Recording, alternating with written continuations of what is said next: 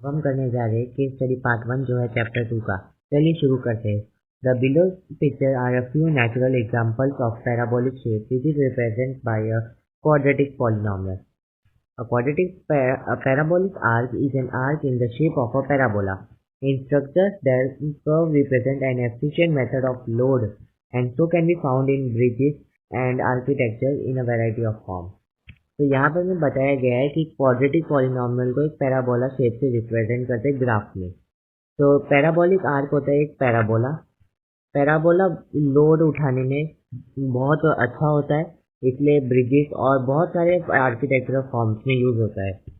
आप देख सकते हैं जैसे यहाँ पर में ये ब्रिज में आर्किटेक्चर ने ये बनाए हुए हैं पैराबोला, ये घर पे भी बनाए हुए ताकि ये जो ब्रिज घर है वो सारे लोड उठा पाए। चलिए हमको यहाँ पे इंफॉर्मेशन मिल चुकी है, चलते हैं फर्स्ट पार्ट पर। तो the first part says in the standard form of a quadratic polynomial a, b and c are। तो standard form of quadratic polynomial क्या होंगे? ax square plus bx plus c। तो यहाँ पर मैं इसको क्वाड्रेटिक फॉर्म में रखने के लिए हमको a को 0 को नहीं होने देना होगा। अगर 0 हो गया तो ये वैल्यू 0 हो जाएगी, यानी कि 0 x square plus b x plus c, यानी कि हम इसको लिख पाएंगे B x plus C.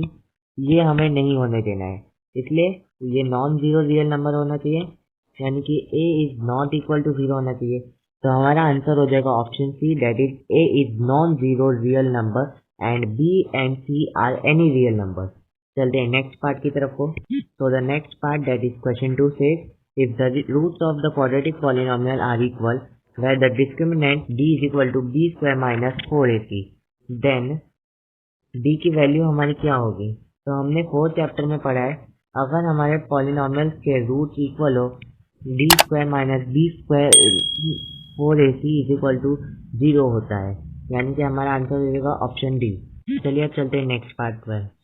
So the next part, that is question 3 says, if alpha and beta are the zeros of the quadratic polynomial 2x square minus 8x plus 8k, then k is। तो यहाँ पर मैं बताया है हमको एक polynomial है 2x square minus x plus 8k। तो उसमें जो ये k है, ये वाला k, उसमें इसकी वैल्यू क्या होगी? चलिए हमको यहाँ पर मैं बताया गया है zeros of the quadratic polynomial क्या दिया है? Alpha and minus 1 upon alpha. Minus नहीं आएगा, ओनली 1 अपॉन अल्फा। चलिए तो अब हमको मालूम होगा, आपको मालूम होगा कि अल्फा प्लस 1 अपॉन अल्फा होता है माइनस बी अपॉन ए, तो हो जाएगा minus 1 upon 2 and alpha into 1 upon alpha होता है सी अपॉन ए। सी यानी कि हो जाएगा 8k और ये आ जाएगा अपॉन 2।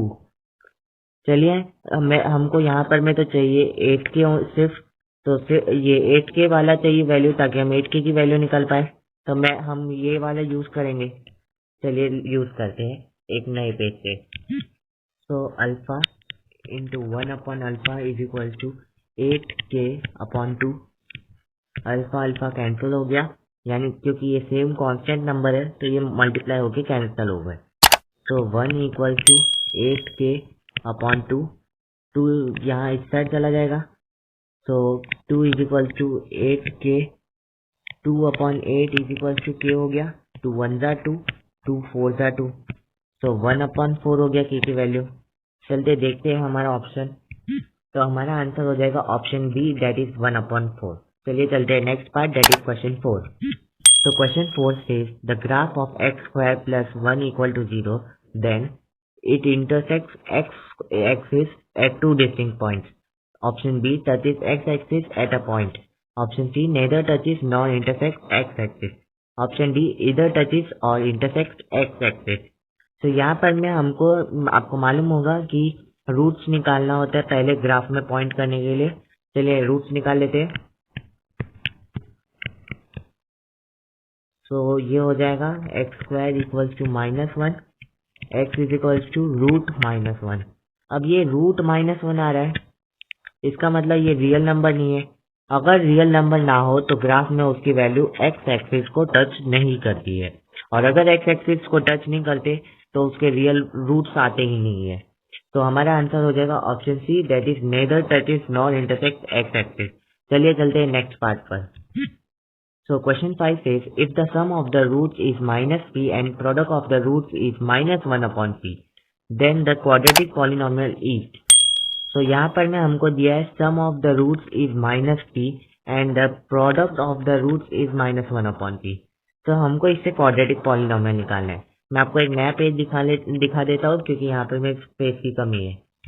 So यहाँ पे मैंने वैल्यूज नोट डाउन कर लिए और आपको एक बात बता दूँ, क्वाड्रेटिक पॉलिनोमियल का फॉर्मूला होता है x square minus sum into x plus product.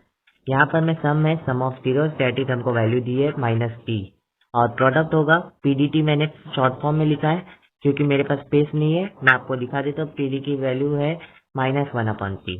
चलिए वैल्यू पुट करते हैं। तो एक्स स्क्वायर कॉपी हो जाएगा, माइनस सम में यहाँ पे वैल्यू पुट कर देंगे minus P x plus product में आ जाएगा माइनस 1 अपॉन पी। तो अब पुट करते वैल्यू, सॉल्व करते हैं x square plus P x minus 1 upon P. और यहाँ पर मैं एक बात याद रखिएगा, यहाँ पे लिखना भूल गया मैं, यहाँ पर मैं आ जाएगा के के के। तो यहाँ पर मैं अब हमारा ऑप्शन चेक कर लेते हैं। तो यहाँ पर मैं हो जाएगा हमारा ऑप्शन सी, दैट इज के x plus P x minus 1 upon P. तो अभी के लिए इतना ही, चलते हैं नेक्स्ट क्वेश्चन पे।